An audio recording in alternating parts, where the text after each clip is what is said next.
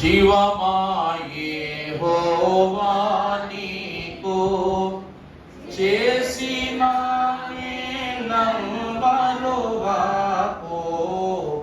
నీవు చేసిన పాతకంబులను మన్నించి జాపు దివియును లేకుండహేయోను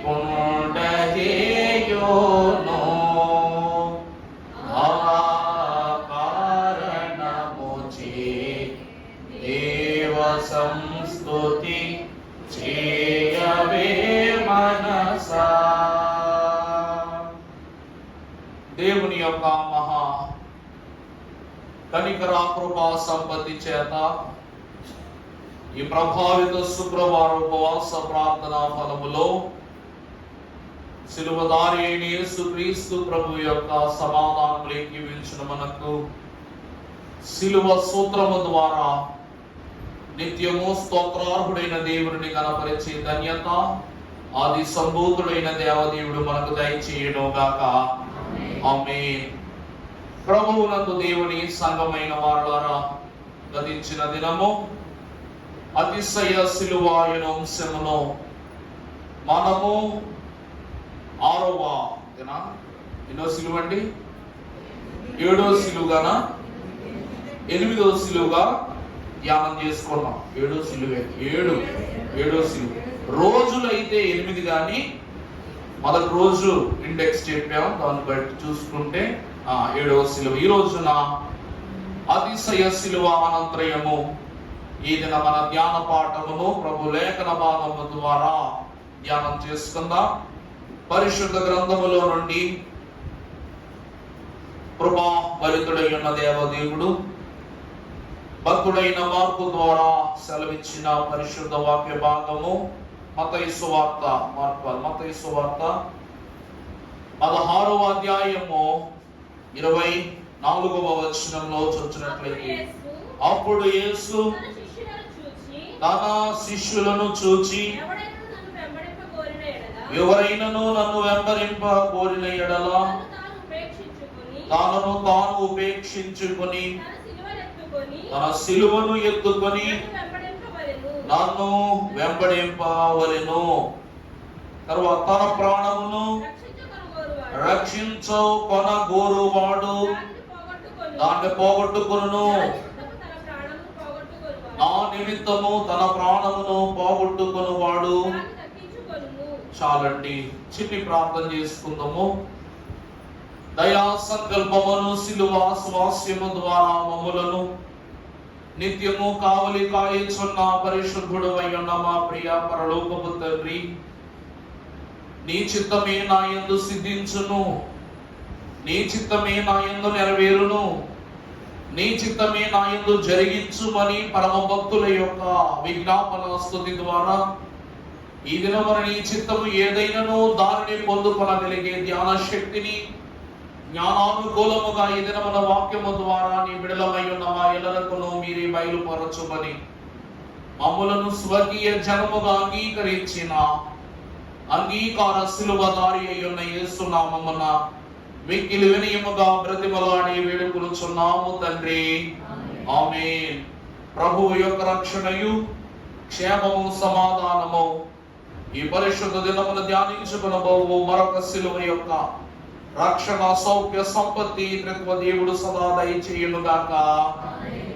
ప్రభునందు దేవుని ప్రియమిడులారా, దేవుని యొక్క వాక్యములో పరమ భక్తుడైన మత్తయి సెలవిచ్చుచున్న సత్యము, అప్పుడు యేసు తన శిష్యులను చూచి, ఎవడైనను నన్ను వెంబడింపగోరిన ఎడల తనను తాను ఉపేక్షించుకొని తన సిలువనెత్తుకొని నన్ను వెంబడింపవలెను అన్నట్లుగా మనం చూస్తున్నాం.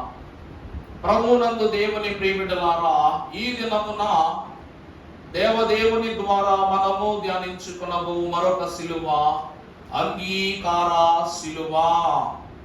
నిన్న దినమున సిలువ యందు అతిశయం ఉండాలి, అతిశయము లేనిదే దేవుని నామము మనకు దక్కదు, దేవుని స్వాస్యము మనకు దక్కదు, దేవుని పేరు మనకు దక్కదు.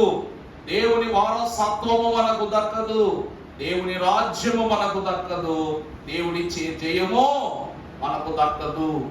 అతిశయించిన నీవు ఈ దినమున దేవుడిని ఏం చేయాలంట? అంగీకరించాలి. కీర్తన పాడుకుందాం అందరం కలిసి. నావన్నీ అంగీకరించు మీ దేవ, నన్నెప్పుడు నీవు కరుణించు మీ. నావన్నీ అంగీకరించు మీ దేవ, నన్నెప్పుడు నీవు కరుణించు మీ. నావన్నీ కృప చేత నీ వలన కలిగేడు, నావన్నీ కృప చేత నీ వలన కలిగేడు.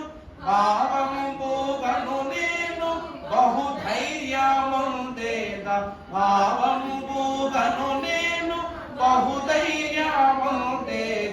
నావన్నీ అంగీకరించు మీ దేవ, నన్నెప్పుడు నీవు కరుణించు మీ. ప్రియులారా, నావన్నీయు అంగీకరించు, అన్నియు అంగీకరించుము అంటే అన్నియు అంటే అన్నియునే. కానీ మనము దేవునికి ఇవ్వవలసినవన్నీయు అన్న మాటను కాసేపు పక్కన పెడితే, దేవుడు మాత్రమే అంగీకరించదగిన వాటిని దేవునికి ఇవ్వటమే అంగీకార శిలువ యొక్క సంకల్పమై ఉన్నది. ఈరోజు దైవజనుడు దేవదాస్ సైతం అంటున్నారు, నీవు దేవునికి కోరినది ఇవ్వటము కాదు, దేవుడు మెచ్చేది ఇవ్వాలి అన్నారు. అర్థమైందండి? ఈరోజు నీ రాబడి అంతటిలోనూ దేవునికి ప్రథమ ఫలముగా నీవు దేవునికి కానుకిస్తున్నావు, నీ కష్టార్జితమును దేవునికి ఇస్తున్నావు. కానీ అయ్యగారు అంటున్నారు, నీకు వచ్చినది కాదు, దేవుడు మెచ్చినది నీవు ఇవ్వాలి. అప్పుడే దేవుని యొక్క తత్వములో, దేవుని యొక్క స్వాస్యములో మనం అంగీకరింపబడు వారమై ఉన్నాం. ఈరోజు యేసుక్రీస్తు ప్రభువు, ప్రియ దేవుని సంఘమైన వారలారా, నా బిడ్డలారా, నా శిష్యులారా, నా విశ్వాసులారా, పరలోక రాజ్య వారసులారా, నన్ను ఎవడైనను వెంబడింపగోరిన ఎడల, అతిశయించిన నువ్వు ఈరోజు ఏం చేయాలనుకుంటున్నావు? దేవునిని వెంబడించాలనుకుంటున్నావు. వెంబడించుట అనగా దేవునిని అంగీకరించుటం. వెంబడించడం అంటే ఏంటండి? అంగీకరించాలి. నాతో నడవాలని ఆశపడుతున్న వారలారా, నిన్ను నీవు మొదట ఉపేక్షించుకో. నన్ను అంగీకరించాలంటే మొట్టమొదట నువ్వేం చేయాలి? నిన్ను నువ్వు ఉపేక్షించాలి. ఉపేక్షించడం అంటే ఏంటి? ఉపేక్షించడం అంటే ఏంటి? ముందు నిన్ను నువ్వు వదులుకోవాలి. నిన్ను నువ్వేం చేసుకోవాలి? వదులుకోవాలి. ఎందుకంటే ఏ చోటుకు వెళ్ళినా సరే భూమి ఆకాశము చూచుటకు ఒకటిగా కలిసి ఉన్నను, అవి అందనంత దూరమునకు విస్తారమైన స్థితికి పాత్రత కలిగినట్లు, మానవుడు దేవునికి ఎంత దగ్గరగా ఉన్నా తన దేహమును ప్రేమించువాడు లేక తన ప్రాణమును ప్రేమించువాడు దానిని పోగొట్టుకొనును. ఎవరైతే నా నిమిత్తము తన ప్రాణమును పోగొట్టుకొనును, వాడు నన్ను ద్వారా నిత్య జీవమును సంపాదించుకునని ప్రభు అంటూ ఉన్నారు. నన్ను అంగీకరించాలంటే నిన్ను తృణీకరించుకోవాలి. నిన్ను నువ్వు తృణీకరించుకున్న ఆ క్షణమే నేను నీకు అంగీకారం అయిపోతాను, నాకు అంగీకారం అయిపోతావు అంటున్నారు ప్రభు. ఒకరోజు యేసుక్రీస్తు ప్రభువు విడ్డూరమైన వింతైన బోధనలు వినిపిస్తున్నారు. ప్రతిరోజు ప్రభు వినిపిస్తూనే ఉన్నారు. ఒక ధనికుడు ప్రభు దగ్గరికి వచ్చి, ప్రభువా, నా జీవితంలో అన్నీ ఉన్నాయి, ధనము, ధాన్యము, సర్వము, సకలము, సమృద్ధి అన్నీ ఉన్నాయి, మనశ్శాంతి ఒక్కటి తప్ప నా దగ్గర ఏమున్నాయి? అన్నీ ఉన్నాయి, మనశ్శాంతి ఒక్కటే లేదు. ఈ మనశ్శాంతి నాకు కలగాలంటే, ఈ సంతృష్టి నాకు కలగాలంటే నేనేం చెయ్యాలి అంటే ప్రభు ఏమన్నారు ఆ రోజు? నువ్వు నన్ను అన్నీ విడిచిపెట్టి నాతో నడువు, నేను ఇస్తాను నీకు మనశ్శాంతి అన్నా, నేను ఇస్తాను నీకు సంతోషం, నేను కలగజేస్తాను నీకు ఆనందం అన్నారు. ఆ రోజు ఆ ధనికుడు విడిచిపెట్టి వచ్చాడా? ఈరోజు మనుషులమైన మనెల్లరొక్కను బాగుగా తెలిసిన కొన్ని సూత్రాలు ఏమిటంటే, ప్రతి మనిషి ధనముతో అన్నాన్ని కొనుక్కోగలడు గాని ఆకలిని కొనలేడు. ప్రతి వస్తువును కొనగలడు కానీ ఆ వస్తువు వలన కలిగే ఆనందాన్ని కొనలేడు. అలాగునని ఈ లోకములో బైబిలు కొనుక్కోగలము కానీ జీవ గ్రంథములో పేరును మనం కొనుక్కోలేము. అందుకే నా వెండి కనకము నీకిచ్చినా సరే, రుసుమంత అయినను కూడా అవి నీ కనులకు కనబడవు. అప్పుడు విశ్వాసముతో కూడిన నీ పాద సేవ నేను చేసినట్లయితే అప్పుడు నాకు ధన్యత. అందుకే నావన్నీ అంగీకరించు నాయనా. ఈ ధనము వల్ల వచ్చినటువంటి అహంకారమును అంగీకరించు. నేను చేసిన పాపము ద్వారా వచ్చినటువంటి శాప జీవితమును అంగీకరించి కొట్టేసేయి అని దేవుని ఎదుట మనము ప్రణమిల్లిన నాడే అంగీకార శిలువలో ఒక నూతనమైన సాధనముగా దేవుని ఎదుట ప్రతిష్ఠింపబడతా. ప్రభువునందు దేవుని ప్రియమిట్లారా, అంగీకారం అంటే ఏమిటనగా మొదటిది దేవుని చిత్తాన్ని అంగీకరించాలి. మనమేమనుకుంటున్నామో ఈ లోకానికి అనవసరం. మన మాటకు లోకంలో విలువ లేదు. లోకములోని మన మాటకు విలువ లేదంటే దేవుడు మన మాటలు వింటాడు అనుకుంటావా? దేవుని వాక్యాన్ని బట్టి చూస్తే నువ్వు టీవీ కొనుక్కున్నావు, దేవుడికి కావాలా? నువ్వు ఏసీ కొనుక్కున్నావు, దేవుడికి కావాలా? నువ్వు కారు కొనుక్కున్నావు, దేవుడికి కావాలా? ఈ కారు వల్ల, ఈ ఏసీ వల్ల, ఈ టీవీ వల్ల దేవునితో నీకేమైనా బంధం దృఢపడుతుందా? పడట్లేదు కదా. మరి ఎందుకు ఇవన్నీ? ఇది దేవుని చిత్తము కాదు. ఒక రోజట నాకు బాగా నచ్చినటువంటి ఒక కథను ఒక చర్చ్ పిల్లలు స్కిట్ గా చేశారనమాట. నన్ను అడిగారు, అయ్యగారు స్కిట్ అయ్యేదాకా ఉండండి, అయ్యగారు స్కిట్ అయ్యేదాకా ఉండండి అన్నారు క్రిస్మస్ లో. ఆ రోజు సర్లే ఉండమంటున్నారని ఉన్నాం. నేను ఇద్దరు అయ్యగారు అలాగే ఉన్నాం. అప్పుడు నలుగురు ఆడపిల్లలు వాళ్ళంట కొత్త సంవత్సరం వస్తుంది, ఏమనిపిస్తుంది? కొత్త సంవత్సరం వస్తుంది, గత సంవత్సరం వెళ్ళిపోతుంది, ఈ సంవత్సరం నుండి కొత్త సంవత్సరంలో ప్రవేశించబోతున్నాం కదా. ఈ స్నేహితురాండ్రు అయినటువంటి నలుగురు ఆడపిల్లలు ఏం చేస్తున్నారు? అక్క లేకపోతే వద్దులే, ఏమి అనుకుంటే బాగోదేమో, లేకపోతే పేరు పెట్టుకుందాం. ఏమని పెట్టుకుందాం? బంగారం. బంగారం, పోయిన సంవత్సరం మీ అన్నయ్య నీకు ఏం గిఫ్ట్ ఇచ్చాడు అని అందంట ఇంకో పాపతో. అనగానే మా అన్నయ్య నాకు స్మార్ట్ వాచ్ కొనిచ్చాడు అందంట. ఏం కొనిచ్చాడు? ఐఫోన్ వాచ్ కొనిచ్చాడు, నాకు ఐ వాచ్ కొనిచ్చాడు అందంట. ఎంత ఖర్చు పెట్టుకున్నాడంటే 70,000 అందంట. అప్పుడు నీకేం కొనిచ్చాడో చెప్పంటే నాకు ఐఫోన్ కొనిచ్చాడు అందంట. నాకేం కొనిచ్చాడు? ఐఫోన్ కొనిచ్చాడు. ఎంత? ₹1,00,000. అప్పుడు పక్కన ఉన్నామే, ఏమే నీకేం కొన్నాడే మీ అన్నయ్య అంటే, నువ్వు నాకా? మా అన్నయ్య నాకు గొలుసు చేయించాడు. మా అన్నయ్య నాన్నో ఎవరొకలు అన్ని చోట్ల అన్నయ్యలో పెడతా కూర్చుంటామా ఏంటి? గొలుసు చేయించాడు అందంట. ఎంత అంటే ఏమో నాకు తెలియదు, ఖచ్చితంగా ₹1,00,000 అన్నావు ఉంటుందంట. అప్పుడు ఆ పక్కన ఇంకొక ఆవు నిలబడిందంట. నిలబడితే ఆ ఫ్రెండ్ అని అంటున్నారు, ఏమే నీకేం కొనిచ్చారే మీ ఒళ్ళు, మీ అన్నయ్య కానీ మీ నాన్నగారు ఏం కొనిచ్చాడంటే, ఏమీ కొనివ్వలేదే, నాకు మా అన్నయ్య కొత్త సంవత్సరంలో ఈ బైబిల్ ఇచ్చాడు, బైబిల్ ఇచ్చి దీన్ని పూర్తి చేయమని చెప్పాడు ఈ సంవత్సరానికి అన్నాడు. అనగానే అప్పుడు వీళ్ళందరూ కూడా ఈ సంవత్సరం గిఫ్ట్ల గురించి ఆలోచిస్తూ వాళ్ళు అనుకుంటున్నారంట, కొత్త సంవత్సరానికి ఆహ్వానం పలుకుతున్నారంట. మీ అన్నయ్య కొనిచ్చిన వాచ్ ఏదే అన్నట్ట. ఆ వాచ్ పగిలిపోయింది. ఆ వాచ్ ఏమైపోయింది? గత సంవత్సరం వాచ్ ఏమైపోయింది? వాడుతూ ఉన్నాను, పొరపాటు దేనికో తగిలి పగిలిపోయింది అన్నారంట. మరి నీ ఐఫోన్ ఎక్కడ ఉంది అని అంటే, నేనా ప్రయాణం చేస్తున్నప్పుడు చెవిలో పెట్టుకుని పడుకున్నాను.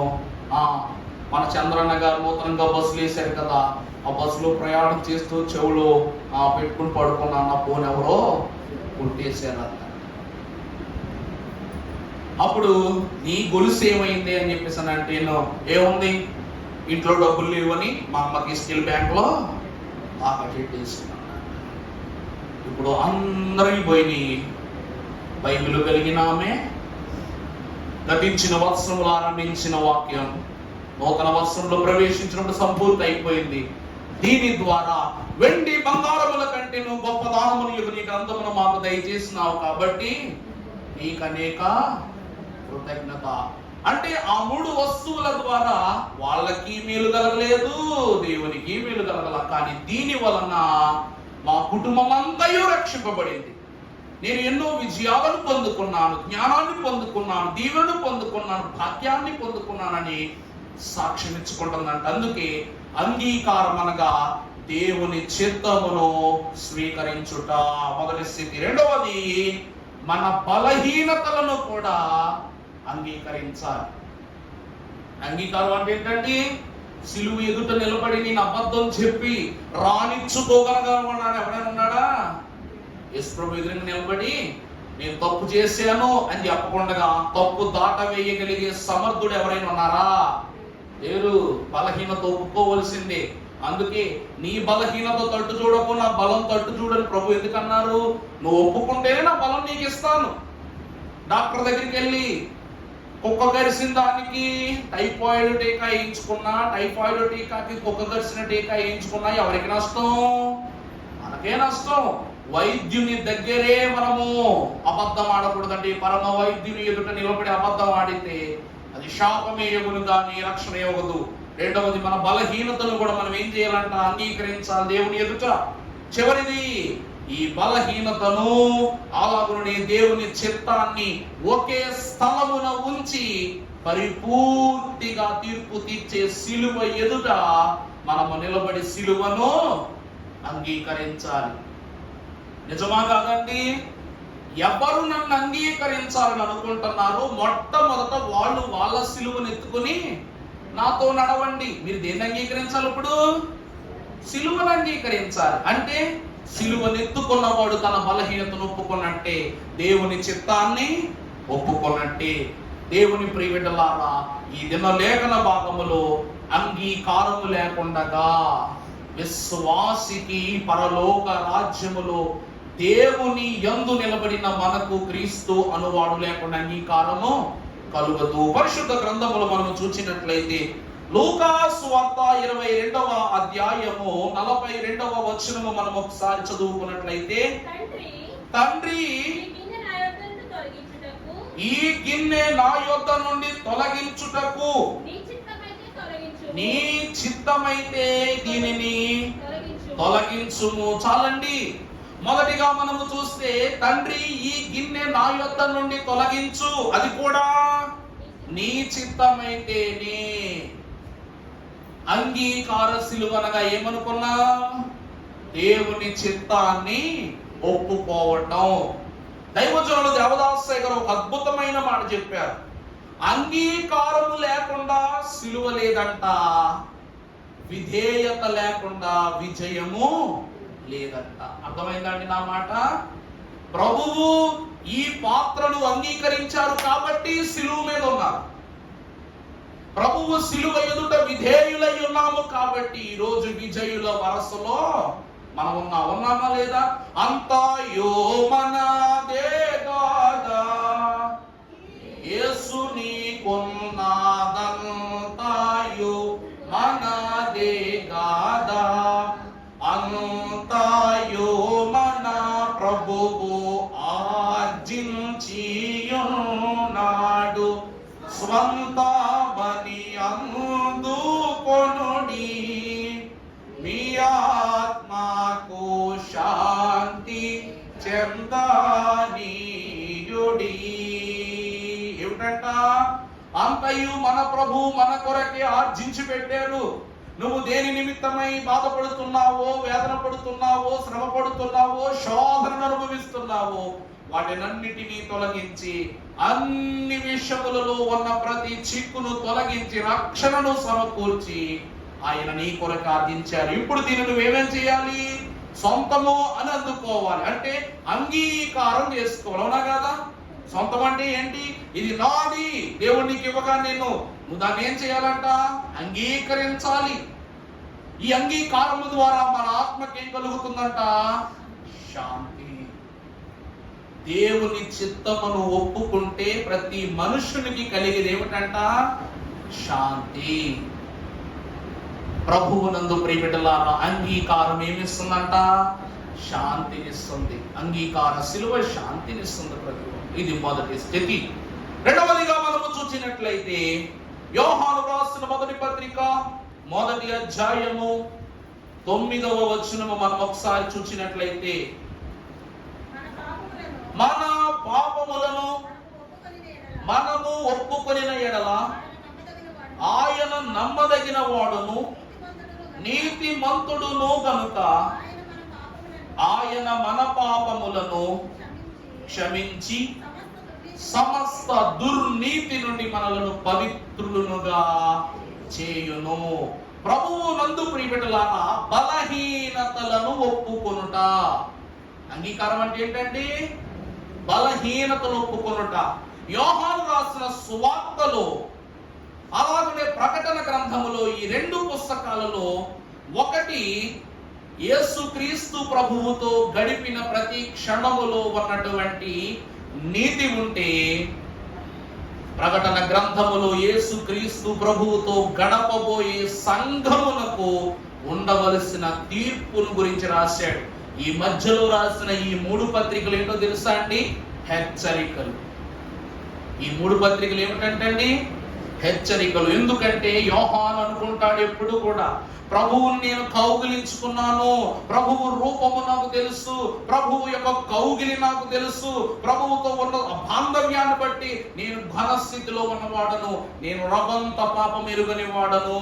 నిజమే, యోహానుకు పాపము లేదు. అందుకే లోకము యోహానును ఒక మాట అంటది, ఇదిగో మనుష్య కుమారుడు మద్యపానీయును, పాపుల ఇంట నివాసము చేయువాడును, సుంకరులతో స్నేహమాచరించువాడునై ఉన్నాడు. కానీ యోహాను మాత్రము దయ్యము పట్టిన వాని వలె ఎవరింటికి రాకుండగా, ఎవరింటిలోనూ భుజించకుండగా ప్రతి మనిషికి ఆమడ దూరాన్ని నిలబడి ఉండేవాడు. అంటే ప్రభువు పాపుల యొద్దకు వెళ్ళినా ఆయనకు పాపం ఆయన దగ్గరికి రాలా.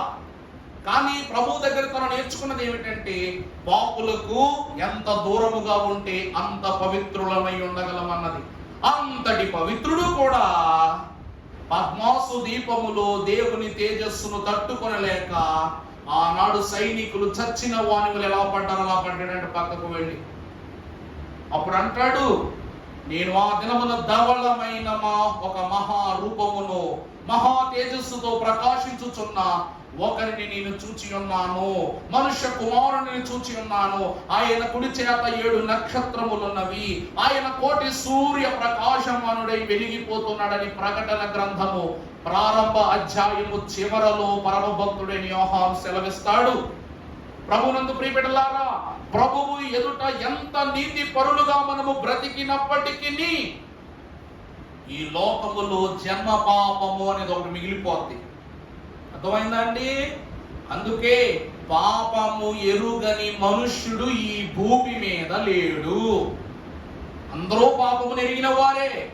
మరి ప్రభువు భూమి మీదే పుట్టాడు కదా గారు. ప్రభువులో జన్మ పాపము లేదా అంటే ఆయన మానవతా రూపమున జనించినప్పటికీ కళంకము లేని గర్భమున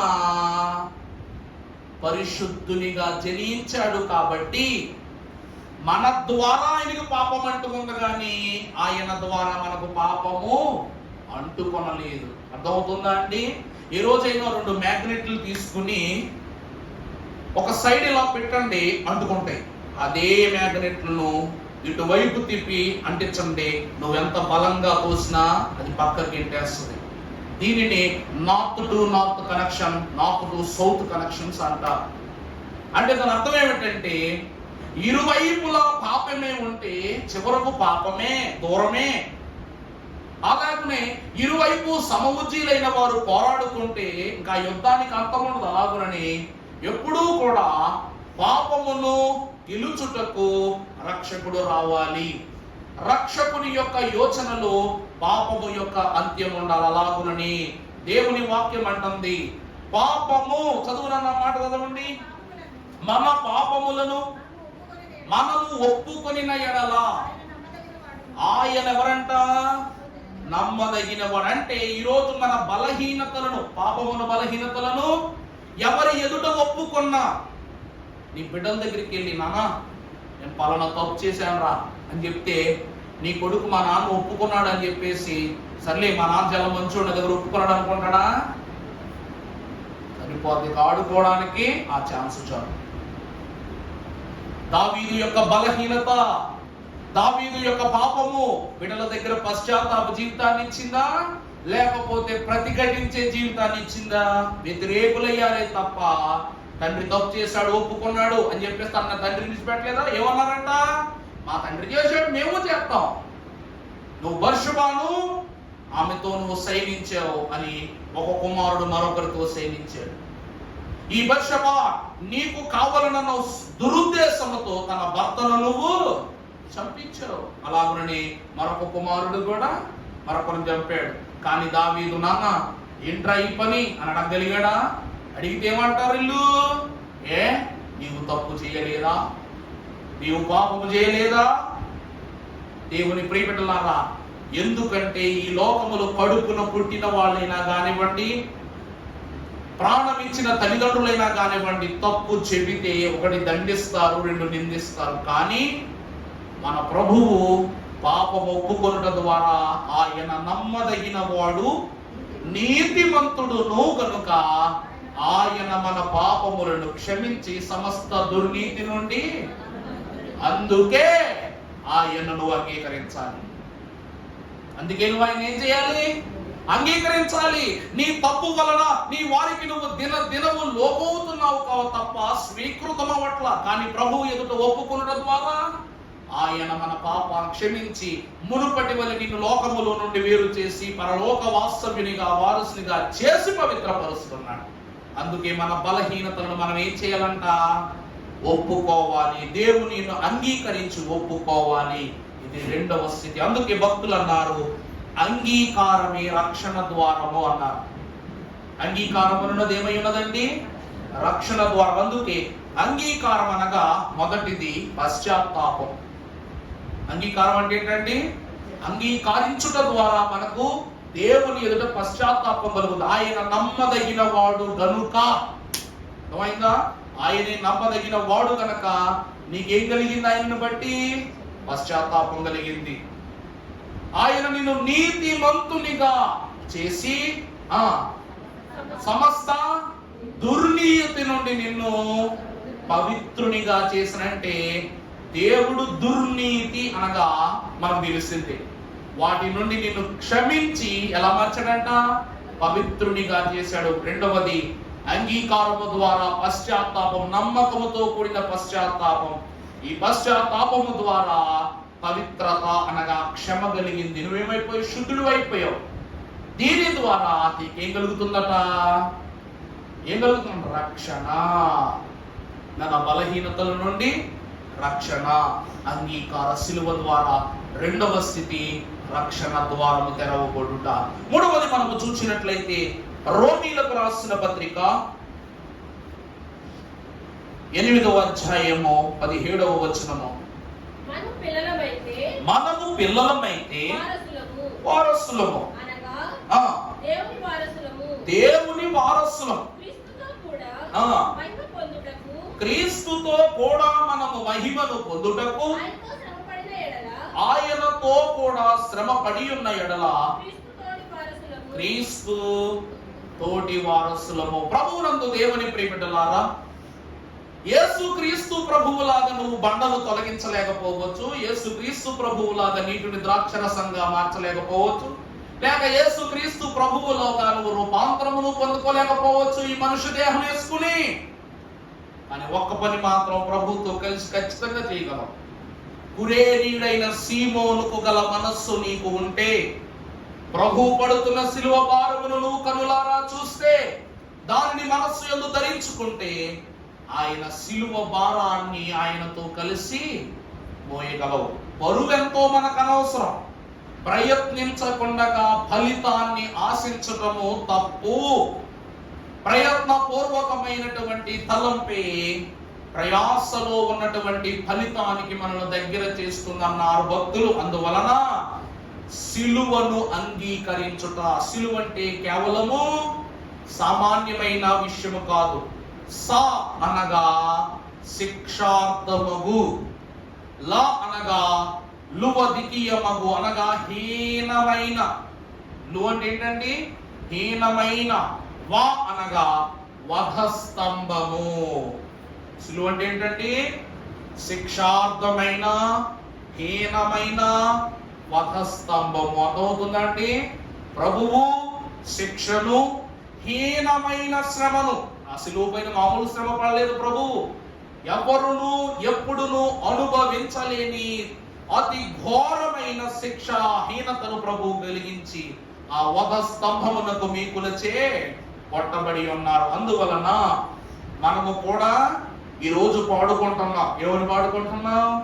శిక్షకు పాత్రుడనయ్యా, రక్షణ తెచ్చితివయ్యా.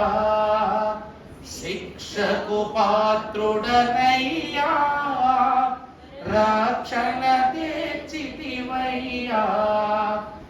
అక్షయ భాగ్యమునియా, మోక్షము చూపితివయ్యా.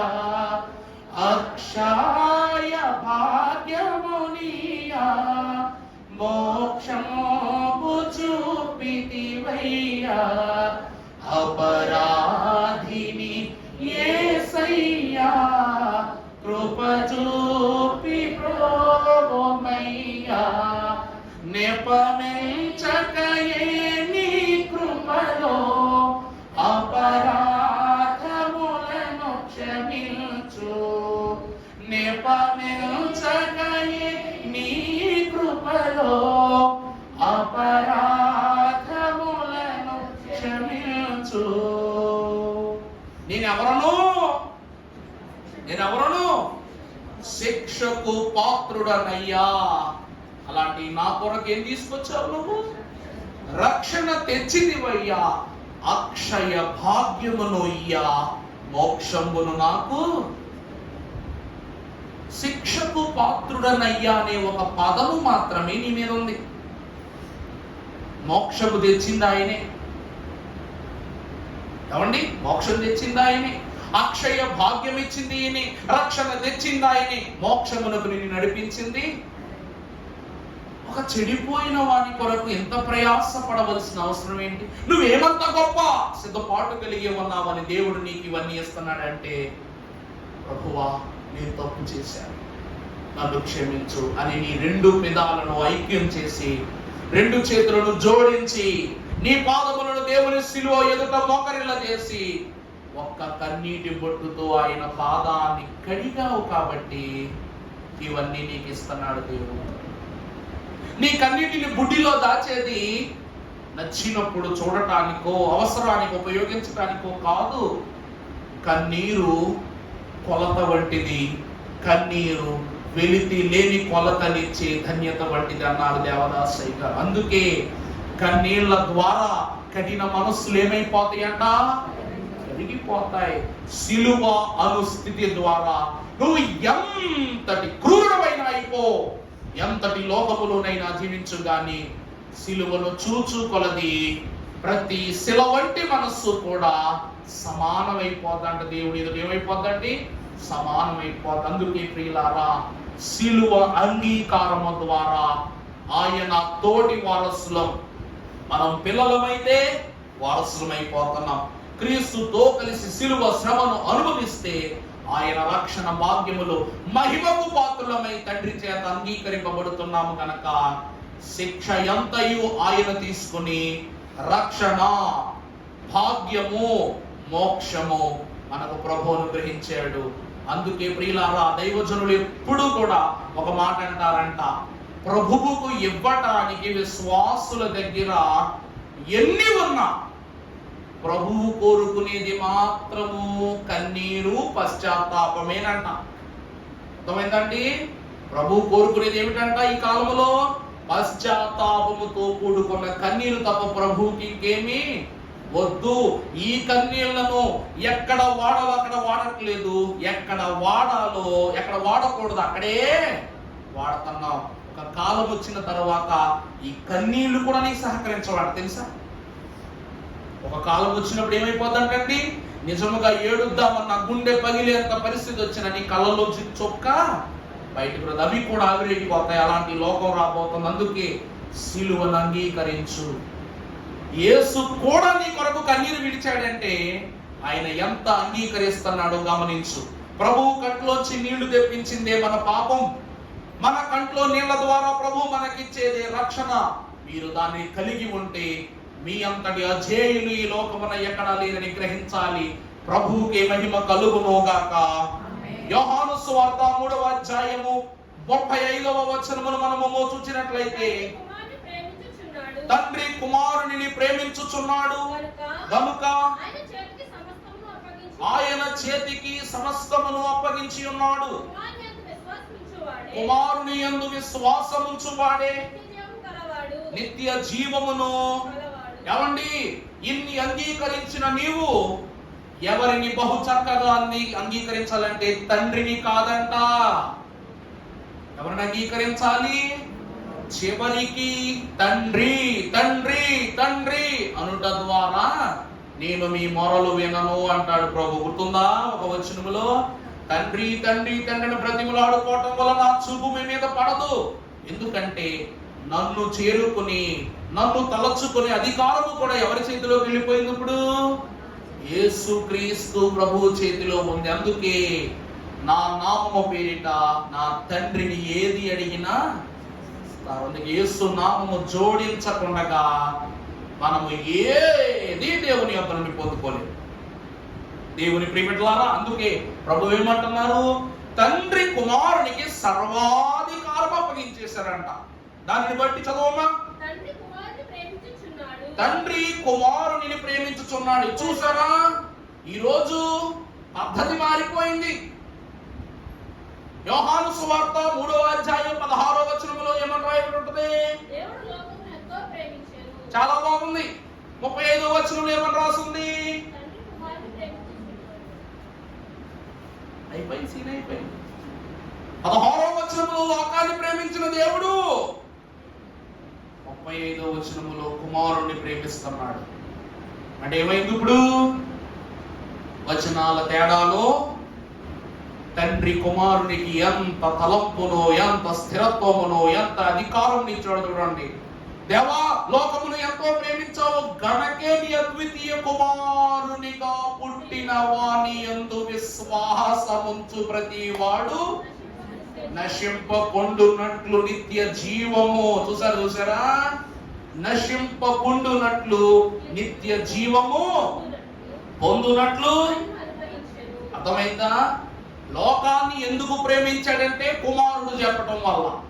అంతే తప్ప ఈ లోకము ఘనమైనదనో ఘనని స్థితిలో ఉన్నదనో భక్తులందరూ ఈ భూమి మీద పుట్టారనో కాదు. దేవుని ఉనికి లేకుండా పుట్టిన ఒక భక్తుడిని చూపించండి. దేవుడు దాచిన మోషే దేహము కూడా దేవుని యొక్క ఉనికే. తన జన్మ సూత్రముని లోకమునకు బయలుపరచిన ఏలియా జీవితము కూడా ఈ లోకమునకు పాఠమే. నిజమా కాదండి? మోషే గురించి చెప్పబ్బాయి అన్నామనుకో, మోషే గారండి పలానా రోజు యొక్క పేదకు పుట్టాడు, పలానా కాలము 3 నెలల తర్వాత ఆమెను తీసుకుని పరో కుమార్తె స్నానమాడుతున్నటువంటి స్థలంలో అతను అప్పగించాడు. మరలా పరో కుమార్తె తీసుకొచ్చి యొక్క చేతిలోనే పెట్టింది. 40 సంవత్సరాల రాజుగా పెరిగాడు. 40 సంవత్సరాల విద్యారణ్యములో యిత్రో తన మామయ్య యిత్రోకు కాపరిగా, తన కుమార్తెకు భర్తగా అతడు పెరుగుతూ వచ్చాడు. మరలా 40 సంవత్సరాలు దేవుడు చెప్పగా మండుచున్న పొద యొక్క దర్శనాన్ని బట్టి ఐగుప్తు దేశానికి వచ్చి ఫరోపై ధ్వజం ఎత్తాడు. బాగుంది. ఆ చివరి 40 సంవత్సరాల్లో కానాను దేశంలోనికి వెళ్ళిపోయిన తర్వాత యెహోషువకు బాధ్యత అప్పచెప్పిన తర్వాత మోషే చనిపోయి ఏమైపోయాడు అని అడిగితే నాకు తెలవదండి. పుట్టుకు నుంచి ఎంత పొడుగు చెప్పుకోవచ్చు, మరణం దగ్గరికి వచ్చేసరికి తెలియదు, సమాధి తెలియదు, దేహము తెలియదు. ఒకరికి జన్మమంతా కనపడుతుంది, మరణము మరుగైపోయింది.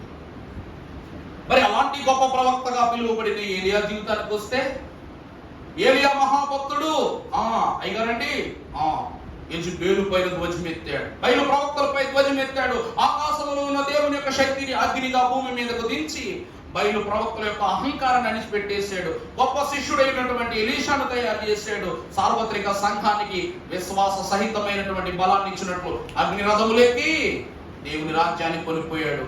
ఏలియా ఎక్కడ పుట్టాడు అబ్బాయి? తెలవదయ్య గారు. ఎవరికి పుట్టాడు అబ్బాయి? తెలియదయ్య గారు. పోనీ ఏ చోట్లో పుట్టాడు అబ్బాయి? తెలియదు. ఒకరికి జీవము మరుగు, ఒకరికి మరణం మరుగు. దేవుడు ఎరువుని వాడుకున్నాడు గొప్పగా, బాగా గొప్పగా వాడుకున్నాడు. ఈరోజు వాక్యం ఏమంటుందంటే దేవుడు లోకాన్ని ప్రేమించాడు. ఇన్ఫాక్ట్ వాక్యానుసారముగా అయిన భక్తుల యొక్క దర్శనానుసారమైన చూస్తే లోకాన్ని ప్రేమించింది కుమారుడు చెప్పటం వల్లనే, కుమారుని తత్వము వలనే, తలంపు వలనే, సిలువ అనుసరణ వలనే, సిలువ ద్వారా కలిగింపబడబో రక్షణ వలనే. అంత గొప్ప తలపు క్రీస్తు యొక్క యోచన ద్వారా ఆ కాలం అనాదిలోనే సంకల్పింపబడినది. కాబట్టి నిత్య జీవము అనేటువంటి అధికారాన్ని ఎవరికి ఇవ్వబడిందంట? యేసు క్రీస్తు ప్రభువుకి ఇవ్వబడింది. ఎందుకంటే ఎందరూ దేవుని అంగీకరించెదరో వారే కలిగెదరు దేవుని యొక్క తేజస్సు ముఖమున.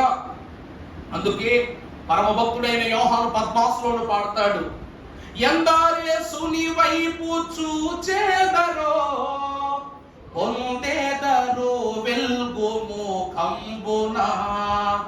ఎందరేసుని వైపు చూచెదరో పొందెదరు వెల్గు ముఖంబున.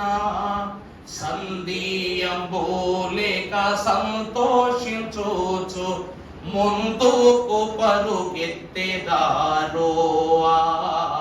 సంధియంబు లేక సంతోషించుచు ముందుకు పరుగెత్తెదారో. ప్రభు యేసు నా రక్షకానొసగు కన్నులు మాకు నిరతము నిన్ను చూడా. ప్రియులారా, ఎందరు యేసుని వైపు చూచెదరో వారు పొందెదరు వెలుగును ముఖమున. సంధియంబు అనగా వేపు అనగా సమయం వ్యర్థము చేయకుండగా, జాము చేయకుండగా సంతోషముతో ఎక్కడ పరిగెత్తి వెళ్ళిపోతారంట? ముందుకు పరిగెత్తుకు వెళ్ళిపోతారు. ముందుకు అనగా ఎక్కడ చెప్పండి? నిత్య జీవము వైపు, రక్షణ వైపు, దేవుని రాజ్యము వైపు, దేవుని ఆత్మీయ అనుభవము వైపు పరిగెత్తుకుని వెళ్తారు. ఎందుకంటే ఆయనను చూచిన అంతయు సరి అయిపోతుంది. కాబట్టి ఆయన కన్నులలో నిత్య జీవం ఉంది, ఆయన ముఖములో పరలోక స్వాస్యం ఉంది, ఆయన కన్నులలో విశ్వాస యొక్క ఆశ కలిగిన ప్రాణమును తృప్తిపరిచే బలం ఉంది. కాబట్టి అంగీకరించుట ద్వారా, యేసుని వైపు చూడటాన్ని ద్వారా నీకు దేవుడిచ్చే స్థితి నిత్య జీవం. సిలువ ద్వారా మనకు కలిగిన స్థితి ఏమిటండి? నిత్య జీవం. సిలువ తీసేసి యేసుక్రీస్తు ప్రభువు నువ్వు ఉన్నారు. నీకు జీవం ఎలా వచ్చిందంటే దేని బట్టి చెప్పాలి? కొండ ప్రసంగం మీద కొన్ని రొట్టె తింటే వచ్చిందా నీకు? లేక యేసుక్రీస్తు ప్రభు మధ్యరాత్రి బల్లారాధనలో ఇచ్చిన రొట్టెని తింటే వచ్చిందా? ప్రభువునందు దేవుని ప్రియబిడ్డలారా, ప్రభు రాత్రి భోజనము అని ఎందుకు పిలుస్తామో తెలుసా? ప్రభువు రాత్రి పూటే భోజనం ఏర్పరచారు కాబట్టి బల్లారాధన అయింది, భోజనమైంది. రాత్రి ఏం తింటావు? భోజనం తింటావు, మధ్యాహ్నము తింటావు. కానీ అక్కడ క్లుప్తంగా రాయబడింది ప్రభు రాత్రి భోజనం అని. దానిని మర్మముగా ఎందుకు భక్తులు చెప్పారు? రాత్రి పూటే ప్రభు ఎందుకు ఇచ్చారంటే అమావాస్య చీకటి ప్రియులారా, దీనికి ఏముంది? అధికారం ఉన్న దానిపై అధికారము సంపాదించి బలమును ఇవ్వుటకి దేవుడు మధ్యరాత్రి ఆరాధనలు అనగా వెలుగుకు ముందు, అలాగునని చీకటికి వెనుక తన యొక్క రక్షణ అను విందును మనకు అనుగ్రహించారు. ఎందుకంటే అంగీకరించారు కాబట్టి. ఆయన మనలను అంగీకరించారు. పేతురు పాదాలు పట్టుకున్నది ఉరుకునే కాదు, ఆ రోజు పరలోకం అంతా కూడా ప్రభు వైపు చూసిందంట. ఏంటి తెలుసా? ప్రభువా నీ పాదాలు ఇప్పుడు దొరుకుతాయా అని ఆశపడతాం మేము. కానీ నువ్వు మానవుని పాదాలు పట్టుకున్నావు. నువ్వు పరిచర్య చేయించుకునే స్థితిలో ఉన్నప్పటికీ పరిచారము చేసే స్థితిలోనికి వచ్చావని పరలోకం ఆశ్చర్యపోయి చూస్తుందంట. నువ్వే జీవ జలముల నది ఊట. అలాంటిది నువ్వు జలములతో మానవుని యొక్క పాదాలను కడుగుతున్నావు. విడ్డూరం. నువ్వే నిత్య జీవ ఫలము. అయినను నేను నీ ఒక రొట్టెగా ఈ లోకమును కనపరుచుకుని మానవులై ఉన్న వారికి మహిమ గల బలాన్ని ఇచ్చావు. దేవుని ప్రియబిడ్డలారా, ప్రభువును అంగీకరించే వారికి తన తగ్గింపును చూపించే సూచన. ఆ తగ్గింపులో ఉన్న శక్తిని సంపాదించుకున్న మనకు రాకడ కాలములో నిత్య జీవమును అనుగ్రహించే సూచన ఈ అంగీకార శిలువ. దేవుని ప్రియబిడ్డలారా, అందుకే అంగీకరించే హృదయం ఉన్న దేవుని బిడ్డలం అవటం మన భాగ్యం. గర్వపడాలి. దేవుడు దైవజనుని అంగీకరించారు. దైవజనుడు దేవదాసయ్య గారు ఈరోజు మనందరినీ అంగీకరించారు. కాబట్టి దేవుని ఎదుట ఎంతటి ఘనమైన విశ్వాస జీవితముతో ప్రార్థనా ఫలముతో జీవిస్తున్నా. దైవజనులు పాటలు రాస్తున్నారు, నేను చెప్పగా బైబిల్ మిషన్లోనికి వచ్చావు. మనం ఎవరు చెప్తే వచ్చామంట?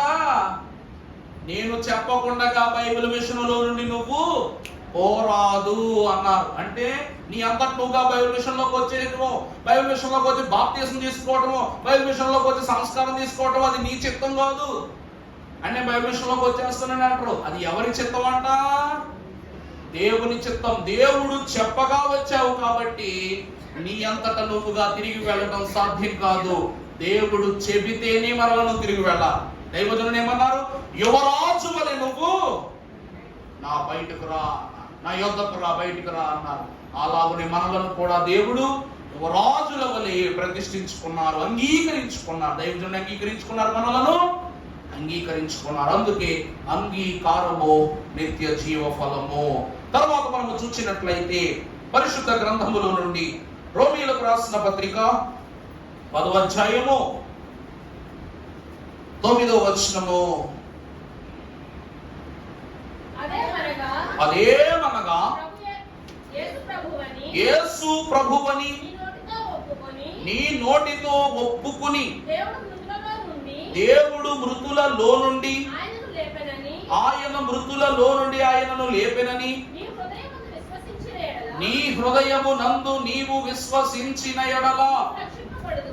అది 5వ విషయం ఏమిటంటే, అంగీకారం అంటే ఏంటి? ఒప్పుకోవటం.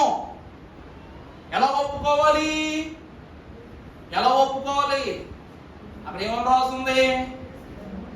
కాదు, మొదటి చదువు అమ్మాయి. 9వ వచనం నుంచి చదువు. అదేమనగా యేసు అనగా రక్షకుడు. ఈ రక్షకుడే మన ప్రభువని నీ నోటితో ఒప్పుకొని దేవుడు మృతులలో నుండి ఆయనను లేపెనని నీ హృదయము నందు నువ్వు విశ్వసించిన ఎడల. ప్రభువు నందు దేవుని ప్రియబిడ్డలారా, నీ నోటితో నువ్వు యేసే ప్రభువని ఒప్పుకోవాలి, అంగీకరించాలి. యేసే ప్రభువుని ఏం చేయాలండి? అంగీకరించాలి. రెండవది, ఆయనను బట్టే మృతులలో నుండి దేవుడు ఆయనను లేపి ఉన్నాడు, అనగా పునరుద్ధానమును అనుగ్రహించి ఉన్నాడని నువ్వు ఒప్పుకోవాలి. ఎలా ఒప్పుకోవాలి? హృదయపూర్వకంగా ఒప్పుకోవాలి. ఒకటిది నోటితో ఒప్పుకునుట, అంగీకరించుట. రెండవది హృదయపూర్వకంగా అంగీకరి. అందుకే నన్ను ఆరాధించువారు ఆత్మతో సత్యముతోనే నన్ను ఆరాధించాలి. సత్యం అనగా దేవుని వాక్యం, మన నోటితో పలికే దేవుని వాక్యం. రెండవది ఆరాధించేది ఏమిటంట? హృదయముతో దేవుని ఏం చేయాలి? ఆరాధించాలి. అందుకే దేవుని ప్రియబిడ్డలారా, అంగీకార శిలువ అనగా దేవునిని ఒప్పుకొనుట. యేసుక్రీస్తు ప్రభువే రక్షకుడు అని ఒప్పుకొనటమే శిలువను అంగీకరించటం. అందువలన దేవుని యొక్క వాక్కును మనము చూస్తే నోటి మాటలను హృదయపు ఒప్పుదలను ఒకే స్థలమున చూపించినటువంటి స్థితి శిలువ. మీకు అర్థం కాలేదు కదా? పేతురు ఉన్నాడు, ప్రభువా నీతో ఉంటానని నోటితో చెప్పి వెళ్ళిపోయాడు లేదా? వెళ్ళిపోయిన వాడు ఎప్పుడైతే దేవుని గురించి, దేవుని యొక్క ఔన్నత్యాన్ని గురించి ముగ్గురు చేత చెప్పించుకున్నాడు, పరిగెత్తుకుని వచ్చాడు, నోరు వాడాడు, ప్రభువా క్షమించు క్షమించు. నువ్వే రక్షకుడు అని తెలిసి కూడా నేను గ్రహించుకోలేకపోయాను ప్రభువా, సిలువుకు భయపడిపోయాను ప్రభువా, నువ్వు జీవాన్ని ఇస్తావని తెలుసుకొని కూడా గ్రహించలేకపోయాను ప్రభువా. నోరు వాడాడు. హృదయపూర్వకముగా దేవుని ఎదుట తన హృదయాన్ని పరదాలా పరిచి దేవుణ్ణి వేడుకున్నాడంట. ఒప్పుకున్నాడా లేదా అండి? అప్పటి వరకు కనబడిన పేతురు ఒక వరస, ఆ దినమున కనబడిన పేతురు ఒక వరస. అందుకే దేవుని ప్రియబిడ్డలారా, సిలువ ఎదుట నోరు హృదయం ఒకటైపోతాయంట. సిలువ ఎదుట ఏమైపోతాయండి? నోరు హృదయం ఒకటైపోతాయి. అందుకే సిలువను ఆనాడు యోధా కూడా అంగీకరించినప్పటికీ సమయం అయిపోయింది. ఏమైపోయిందండి? సమయం అయిపోయింది. సిలువ యొద్దకు వెళ్ళలేక ఆ నాణ్యాలను దేవాలయపు వాకిటిపై విసిరి కొట్టాడు. నాణ్యాలైతే విసిరి కొట్టాడు, కానీ తనలో ఉన్న పాపాన్ని, తనలో ఉన్న మనో చింతను, దుఃఖాన్ని విడిచిపెట్టాడా? నాణ్యాలైన విసిరేశాడు, కానీ తను చేసిన పాపాన్ని విసరగలిగాడా? విసరలా. అంగీకారం లేకపోవటం.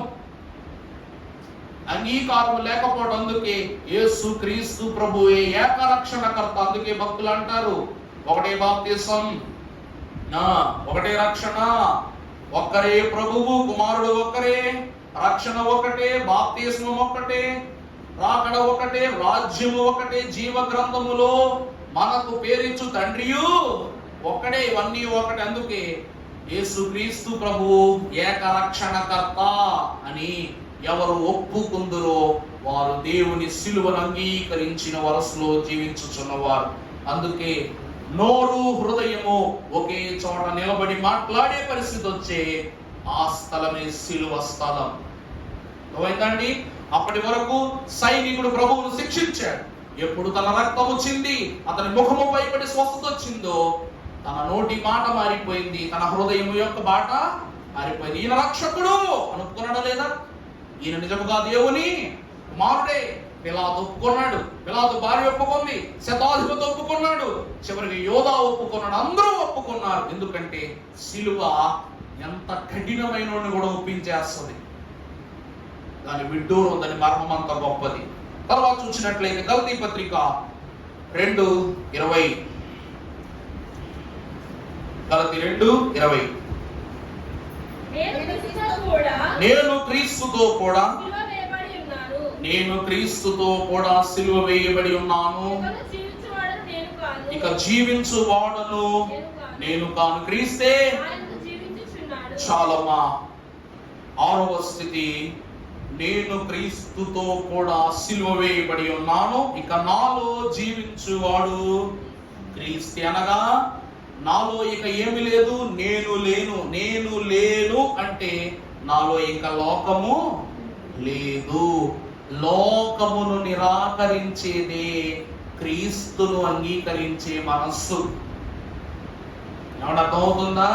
పౌలు దేనిని నిరాకరించాడంట? తనలో ఉన్న లోకాన్ని నిరాకరించి క్రీస్తుతో కూడా సిలువ వేయబడ్డాడు. ఇక జీవించుచున్న వారెవరు? ఇక నాలో లోకము జీవించట్లా, క్రీస్తే జీవిస్తున్నారు. ఇక నాలో నిలిచి ఉన్నది ప్రతి అణువు క్రీస్తుకే అంకితమైపోయింది. కాబట్టి పౌలు సెలవిస్తున్నది లోక నిరాకరణే అంగీకార సిలువ.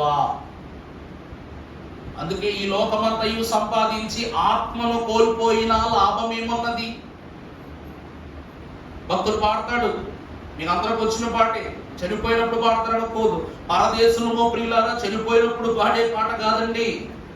వాళ్ళు పరలోకానికి వెళ్ళిపోతున్నారని జయధ్వని చేస్తూ తీసుకుని వెళ్తున్నాం అక్కడికి, అంతే తప్ప ఆయన చనిపోయాడని బాధతో ఏడుస్తూ పాడే పాట కాదు.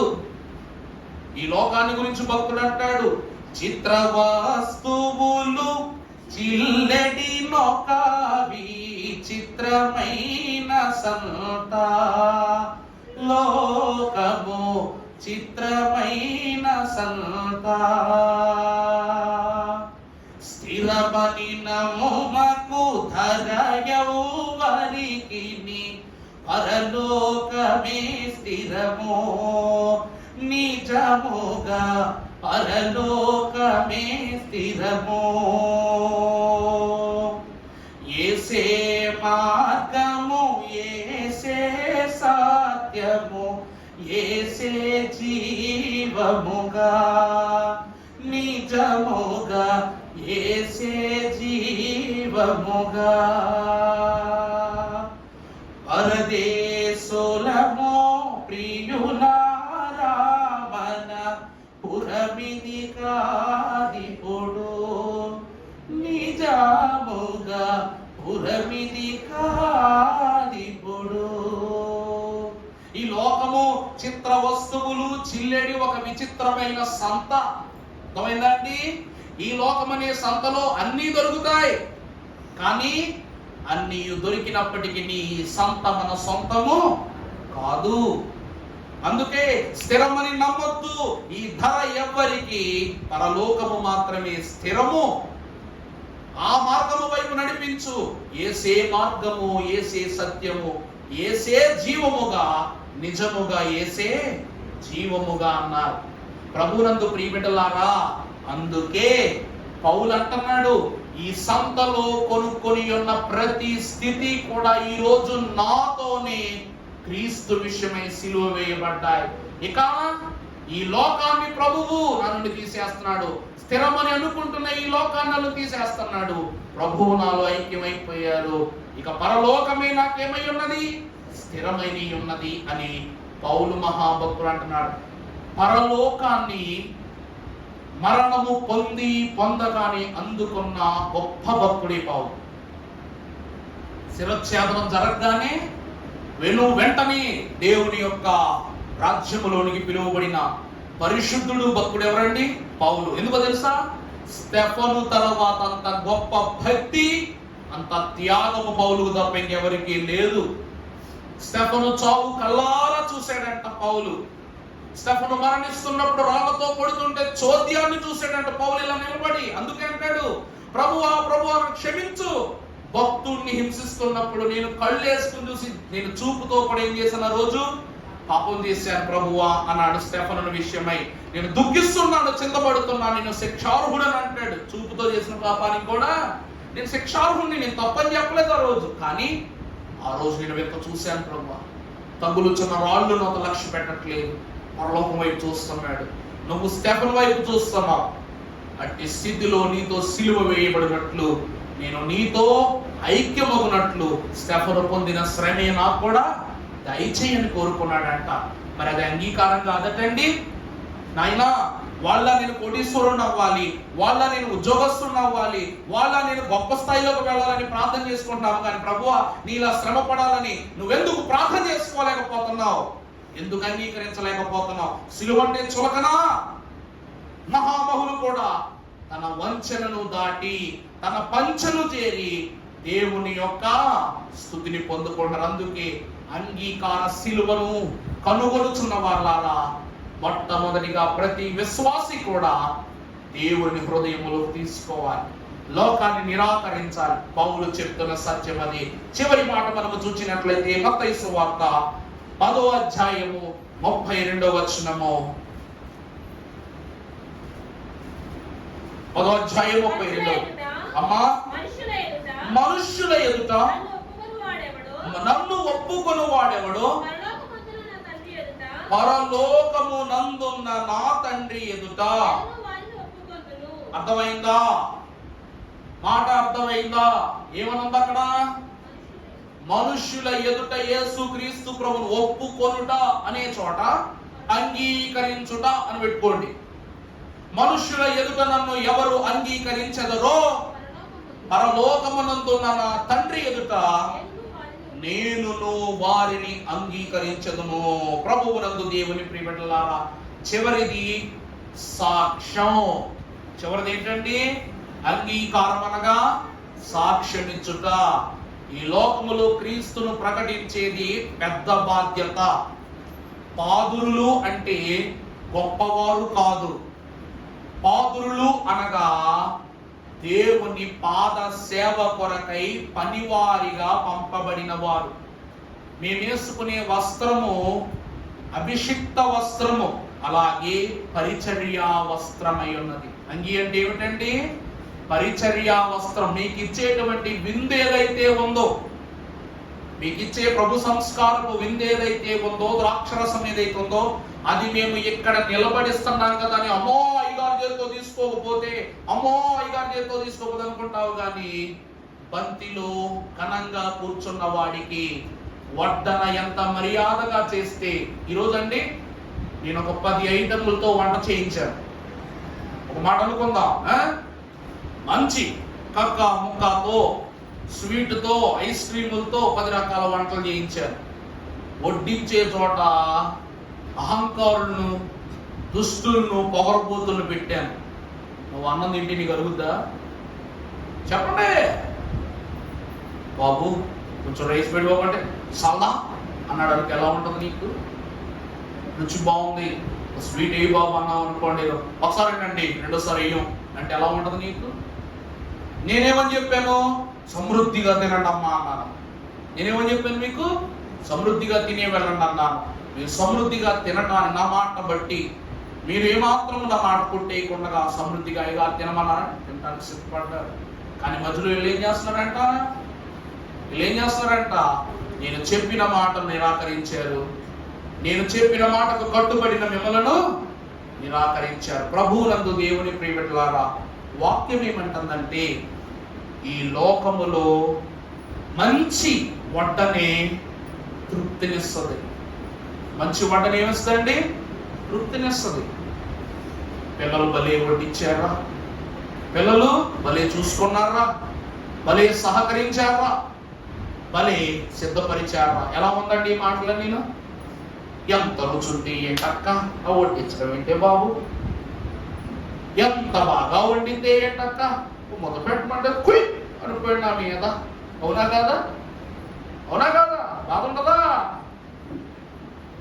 ₹1,00,000 ఖర్చు పెట్టినా, 10 లక్షలు ఖర్చు పెట్టినా భోజనం అంటే మర్యాద. అందుకే అతిథి దేవో భవ అన్నారు. ఏమన్నారండి? అతిథి. ఈ లోకానికి అతిథులు మనం. ఈ లోకానికి ఎవరమండి? అతిథులము కాబట్టే దేవుడు అతిథులమైన మనకు కూడా ఏం చేయడానికి వచ్చాడంట? అతిథి మర్యాద చేయడానికి వచ్చాడు. విందు ద్వారా శత్రువుకు భోజనం పెడితే శత్రుత్వం కూడా అక్కడికక్కడ అంతరించిపోతుంటారు పెద్దలు. ఒక భోజనము శత్రుత్వాన్ని, జీవితకాల శత్రుత్వాన్ని కూడా ఏం చేస్తుందంట? అక్కడికక్కడే తొలగించి వేస్తుందంట.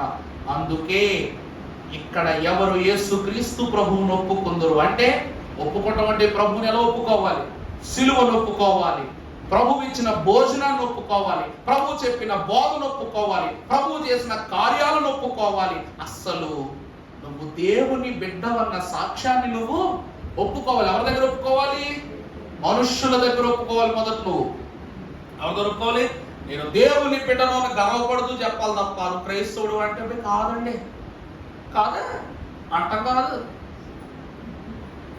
కాదు. నేను గర్వపడతా చెప్తాను. నన్ను కిడ్నాప్ చేయడానికి చూసిన వాళ్ళు మీరు పాస్టర్ గారా అండి అన్నారు. నేనేమన్నాను?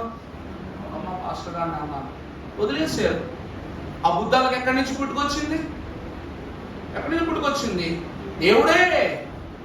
గర్వముగా దేవుని ఎదుట నేను దేవుని వారసుడను, దేవుని బిడ్డలను చెప్పుకోవటం వల్ల కీడు జరుగునేమో కానీ కీడు చాటున్న మేలును దేవుడు తప్పక మనకిస్తాడు. ఇక్కడ మనుషుల ఎదుట నువ్వు దేవుణ్ణి ఒప్పుకో, అంగీకరించు. తండ్రి ఎదుట నిన్ను ఒప్పుకునే పని క్రీస్తు కలిగి ఉంటారు. అంగీకార సిలువ అనగా తండ్రి ఎదుట నిన్ను తన వారసునిగా చేసేటువంటి సాక్ష్యము. అందుకే సాక్ష్యము లేకుండా ఎంత గొప్ప మనుషుడు కూడా దేవుని సన్నిధిలో బాగుపడలేదు. దేవుని ప్రియులారా, అంగీకార సిలువ ఈ 7 అంశపు స్థితులను మనకిస్తుందంటే కేవలం ఎవరి వల్ల అండి? కేవలం ఎవరి వల్ల? యేసుక్రీస్తు ప్రభువు వల్లే. ఈరోజు బైబిల్ మిషను దేవునిచే అంగీకరింపబడిన మిషను. మనము దేవునిచే అంగీకరింపబడిన వారము. మనమందరము రానున్న రాకడలు ఈ లోకములు మనుష్యులు ఎదుట ప్రభువుని అంగీకరించిన మనమే రేపటి రాకడలు క్రీస్తు చేత అంగీకరింపబడి తండ్రి ఎదుట సాక్ష్యము పొందే ధన్యత దేవుడి అంగీకార సిలువ ద్వారా మీకు దయచేయును గాక. ఆమేన్.